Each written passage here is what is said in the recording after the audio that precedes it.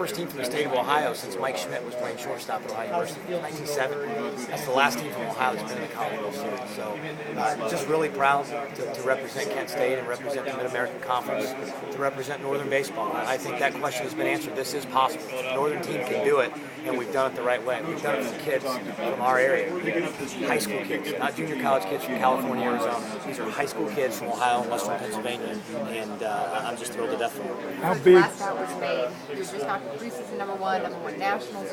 What was the first thought? I don't think I can really say what my first thought was, but just relieved. I mean, that last inning was really nerve-wracking. When your pitchers aren't throwing strikes, and you know you've got those guys coming up to that order is unbelievably strong.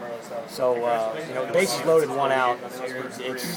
It's a really bad situation. A 3-0 count, and strike one, strike two, and a check swing, strike three. That's when you start feeling like we got a shot here. And ball went up in the air, and I knew it was an out. I think I said, look what we have here, as soon as it went up. And that's the same way that we won against Kentucky. Fly ball to right field to end to T.J. Sutton, and just an exhilarating feeling. Talk about scoring early.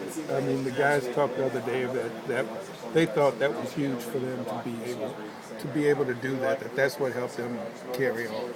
Yeah, I mean, we jumped on them early. We got a lead, and that gives you confidence. It gives your pitcher confidence, gives your defense confidence, and we felt like that. Really, we felt like we should have been up 5 or 6 runs, and we squandered some opportunities, and that was disappointing. But we hung in there. But you've got to score early. You've got to get ahead in that game because Florida's bullpen is so good.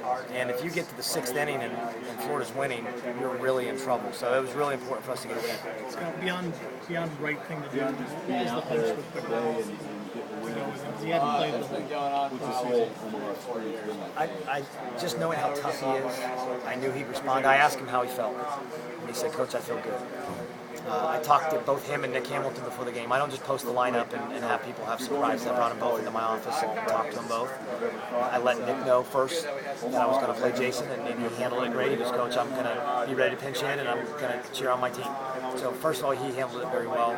And then I asked Jason if he felt good, if he felt ready to go, and he said, "Yes, I do." And I said, "You're in there today." And he gave me a hug, and he went out there and played the best game of his career, and I couldn't be prouder of him. Did you see something though, like we're getting good cuts in practice? Batting practice, I mean, he's the guy. Carl Ravitch actually said from ESPN this morning, he said, "Who's 34? He actually said that on Saturday, I'm sorry, because in batting practice, he's been our best guy. So, been taking good swings. The wind was blowing out the left. I had a hunch that maybe get a hold of one. That's why I said to Coach Burkbeck and Coach Daly, put him in there and maybe he gets one up in the wind. I thought he got that one. I thought it was out.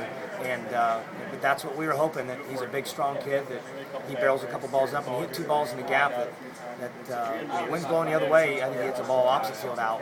But that's as good a baseball game as a DH can play. Coach, you ever get surprised at the catches that Evan makes? There's a guy that hasn't even played outfield until this year. He's a shortstop, second baseman, and he's made 2 of the greatest catches in the history of your postseason.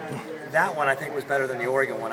We kind of got on the Oregon one. I don't know if he needed to dive on that one. He made that a little bit more dramatic than he needed to. But that was a great play today. I mean, that looked like the play last night in the South Carolina game that Marzilli made. Just an unbelievable catch, a big momentum swing. They're sitting on second. Brian Johnson's on second base with nobody out, and Evan makes that catch. And Ryan Boers does a fist pump on the mound. So just a huge catch, and he's a great athlete. That's what we recruited. He's a shortstop in high school. We recruited an athlete. He played second base for us. We moved him out to center, and he's just progressively gotten better every single day.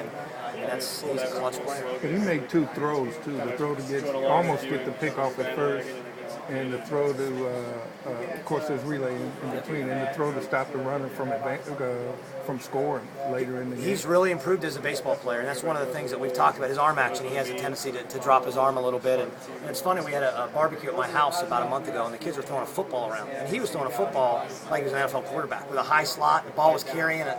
Evan, why don't you throw a baseball like that? Because he throws his sidearm a little bit, and he's been working on it a little bit. He's gotten better, but yeah, he did make 2 great throws. A relay throw to Derek, and almost got that guy first. That would have been a huge play right there. Coach, you talk about the game plan.